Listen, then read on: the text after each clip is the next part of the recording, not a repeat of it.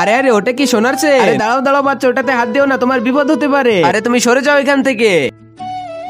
আরে মাম্মা দেখো, আমি সোনার চেন পেয়েছি। এই বাচ্চা তুমি এখন এটা ফেলে দাও। আমাদের থেকে চেন ফেলাই দেওয়ার নাম করে তো তুই নিয়ে নিবি। চলো বাবু আমরা এখান থেকে চলে যাই। ওটা আমি প্রথম দেখেছি, আমাকে উঠাতে দেননি কেন? আমি তোমাকে কি বলেছিলাম সব ভুলে গিয়েছো নাকি? একটা লোক রাস্তা দিয়ে যাওয়ার সময় চমকানো একটি পাথর পায়। ওই পাথরের উপরে তো কেমিক্যাল লাগানো ছিল, তাই তো তার শরীর অনেক খারাপ হয়ে যায়। এই দেখো বাবু, আমি তোমার জন্য কত সুন্দর একটা পুতুল নিয়ে এসেছি।